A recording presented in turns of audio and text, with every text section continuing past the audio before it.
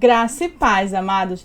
Eu sou Rita Oliveira e hoje nós vamos falar sobre crise financeira e provisão divina. Se você quiser saber mais sobre esse assunto, que é muito interessante, fica conosco que nos próximos minutos nós estaremos estudando a Bíblia.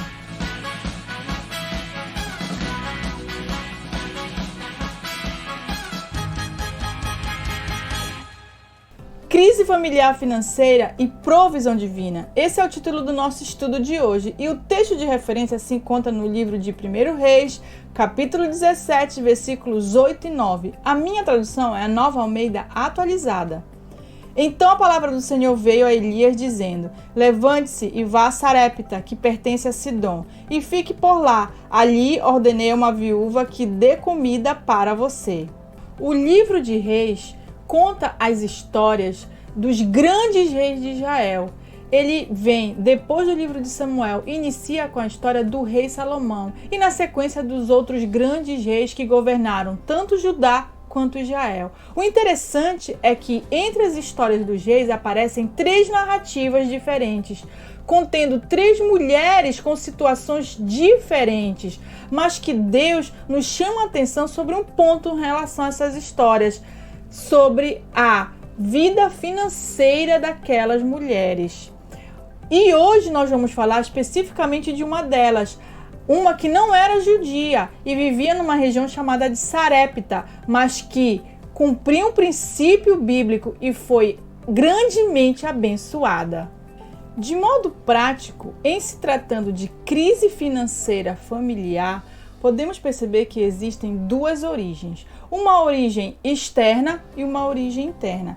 A externa é provocada por fatores que são inerentes à família, que não podem ser resolvidos pela família. Já a crise financeira interna é provocada por fatores dentro da própria família e que pode ser revertida a partir da criação de uma consciência financeira na família. Então quer dizer que nem toda a falta de dinheiro é proveniente de um mesmo tipo de crise. Nós temos que saber a origem da crise que gerou a falta de dinheiro dentro da família. A crise familiar financeira interna é provocada por um excedente de gastos dentro da família, ou por vários membros da família, ou por algum membro da família em especial. E está além do teto de gastos que a família pode suportar. Muitas pessoas culpam Deus por estarem endividadas, só que essa culpa não é atribuída a Deus, sim a falta de consciência na questão dos gastos dentro da própria família. Sobre esta crise, nós não vamos falar agora, falaremos em outra oportunidade. Agora, sobre a crise financeira familiar provocada por fatores externos. Esses fatores são inerentes à família, como já disse anteriormente. Podem ser provocados, por exemplo, por crises políticas. Foi o que aconteceu em 2019 com a Venezuela, onde obrigou muitos venezuelanos a saírem do seu país, preferindo mendigar aqui no Brasil, por exemplo, do que ficar na sua própria região. Ou ainda provocado por guerras, Primeira e Segunda Guerra, que destruíram as finanças de muitas famílias. E hoje, em particular, essa crise familiar financeira está sendo provocada pela pandemia, onde muitas famílias precisam ficar em casa e o provedor da família não pode trabalhar, gerando assim uma falta de recursos para aquela família. Como o título do nosso estudo se chama Crise financeira e provisão divina, eu gostaria de destacar a diferença entre provisão e providência. Providência, ela possui vários significados, entre eles uma cautela antecipada, uma ação realizada antecipadamente para prevenir uma certa situação. Prudência, previdência ou ainda encaminhamento, ainda ação pela qual Deus conduz os acontecimentos. Já provisão significa ato ou efeito de prover, provimento, abastecimento, fornecimento, estoque. Então, qual é o panorama que nós temos hoje? Nós temos uma pandemia que obriga as famílias a ficarem em casa e os provedores não trabalharem, gerando uma crise financeira por fatores externos. versus a provisão divina, que seria a ação de Deus diante dessa situação. Agora nós chegamos no nosso texto de referência em 1 Reis 17, onde a nação de Israel havia quebrado aliança com Deus. E aí Deus levanta vários profetas para alertarem os grandes reis sobre a questão da idolatria. E nesse contexto se levanta um profeta chamado Elias, que entra em confronto com Acabe, um dos reis mais idólatras que a nação de Israel teve, e casado com uma mulher altamente idólatra, que nem era judia e não temia a Deus. Pelo contrário, ela era adoradora de Baal, adoradora de ídolos. O nome dela era Jezabel, proveniente de uma região da Fenícia, Sidom.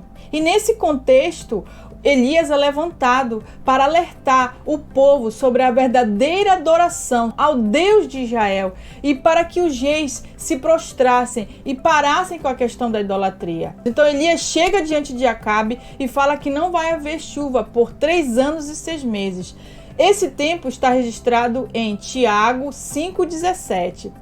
E por 3 anos e 6 meses não haveria chuva em Israel e toda a redondeza, criando assim uma verdadeira crise dentro das famílias, porque as famílias não podiam mais plantar e nem colher, não podiam ter o que comer, e aí geraria uma pobreza, uma miséria devido à escassez de víveres, criando assim uma crise familiar financeira por fatores externos.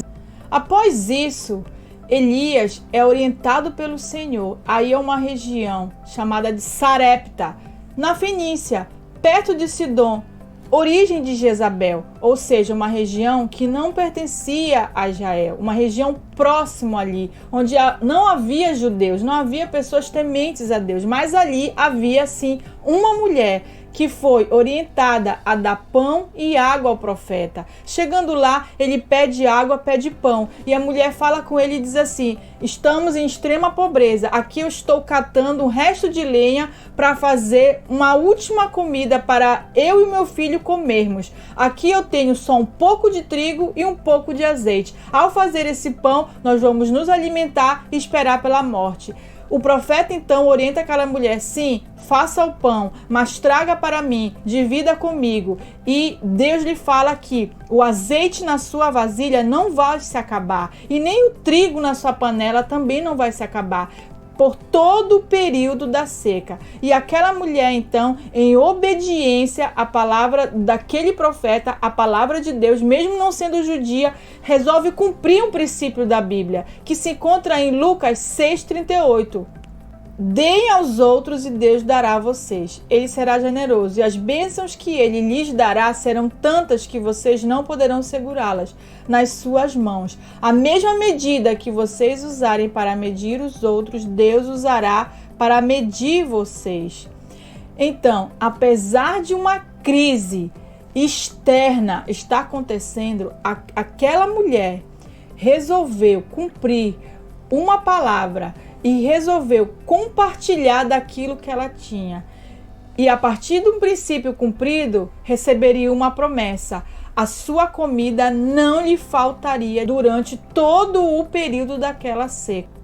A nação de Israel e arredores continuavam em seca, nada mudou externamente, mas dentro da casa daquela mulher havia provisão de Deus. Vamos destacar: provisão e não providência, como que se vê em 2 Reis, no capítulo 4, onde narra a história de uma também viúva, de um profeta que havia morrido e antes de morrer contraído dívidas, a ponto daquela mulher ter que vender os seus 2 filhos para poder pagar a sua dívida. E ela vai até o profeta, nesse caso era Elias, que pede para ela conseguir vasilhas, não poucas, e ela consegue com seus filhos várias vasilhas, e assim existe um milagre de transbordamento de azeite naquelas vasilhas. Ela então vende aquele azeite, paga as dívidas e vive do resto, e o resto não era pouco. Ali, naquela situação, nós temos uma providência de Deus. Neste caso da viúva de Sarepta, nós estamos falando de uma provisão de Deus,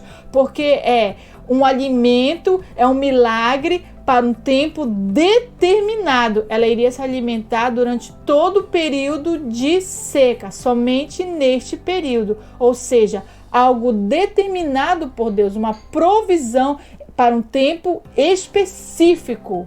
No caso da viúva de Sarepta, mesmo sem conhecer a Deus, ela resolveu acreditar na palavra de Deus, na palavra do profeta, no próprio Deus, e assim cumprir um princípio bíblico. Ela, não temendo a Deus, não conhecendo Deus, cumpriu um princípio e recebeu uma promessa. Agora eu te pergunto, e você, meu amigo, que conhece o Deus vivo, você acha que esse Deus, que é vivo, eficaz, ele vai te desamparar nesse momento de crise? Observe o que fala Filipenses 4,19. E o meu Deus, segundo a sua riqueza em glória, há de suprir em Cristo Jesus tudo aquilo de que vocês precisam. Se você estiver numa crise financeira, familiar e interna, o problema é seu. Você deve se arrepender e pedir para Deus sabedoria para gerir os seus negócios e para sair da dívida. Hoje nós não estamos numa crise provocada por fatores internos dentro da família, mas sim provocada por fatores externos. Esse problema não é seu. Você deve crer que Deus vai sim prover para a sua casa todo alimento, tudo que você precisa para passar especificamente esse tempo de crise. Observe 2 Coríntios 9, 7 e 9. Cada um contribua segundo tiver proposto no coração, não com tristeza ou por necessidade, porque Deus ama quem dá com alegria. Deus pode tornar abundante em vocês toda a graça, a fim de que, tendo sempre, em tudo, ampla suficiência, vocês sejam abundantes em toda boa obra, como está escrito: distribuiu, deu aos pobres, a sua justiça permanece para sempre. O que foi que aquela mulher fez? Ela estava sem nada e com pouco que ela tinha, ela abençoou, ela distribuiu. E aquilo foi suficiente para gerar um milagre dentro da casa dela. Agora eu lhe pergunto, quanto que você tem para distribuir, para compartilhar com o seu próximo, com aqueles que estão em necessidade, da sua própria igreja ou da sua comunidade? Você, fazendo isso, cumprirá um princípio bíblico e você com certeza receberá as promessas do próprio Deus. Então hoje está nas suas mãos a capacidade de ajudar. Agora eu quero olhar essa mesma história pela perspectiva de Elias. A Bíblia diz que Elias, o profeta, homem de Deus, era um homem igual a nós, sujeito às mesmas situações. E aquele homem orou para não ter chuva, orou para ter chuva, orou pelo filho daquela mulher que logo depois ele vai e morre. E o profeta vem e ora por aquele menino, e aquele menino ressuscita. E aquele mesmo profeta, depois de ter levado a nação de Israel a reconhecer Deus diante de profetas de Baal e matado muitos profetas de Baal, pessoas idólatras, ele foi perseguido por Jezabel e ficou com medo e se escondeu numa caverna e pediu até a morte.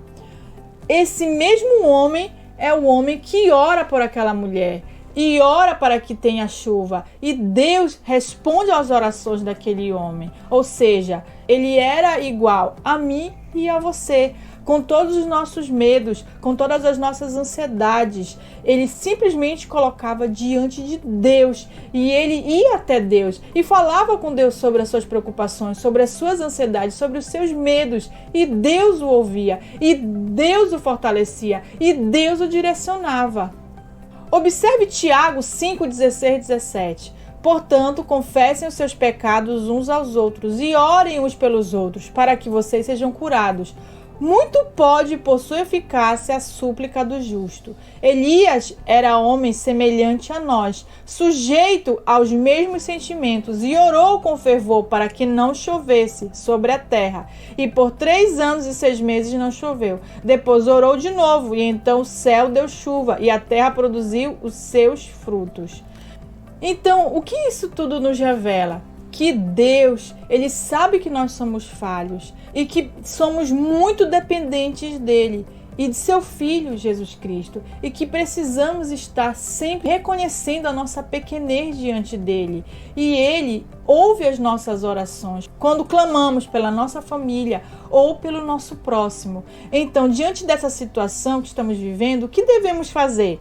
Repartir com o nosso próximo, cumprindo o que Lucas 6,38 nos fala, assim como aquela mulher. Não importa se é muito, não importa se é pouco, o importante é que você reparta, que você cumpra o princípio, a lei da semeadura. Se você tem no seu coração a intenção de dar realmente com amor, você vai receber na mesma medida.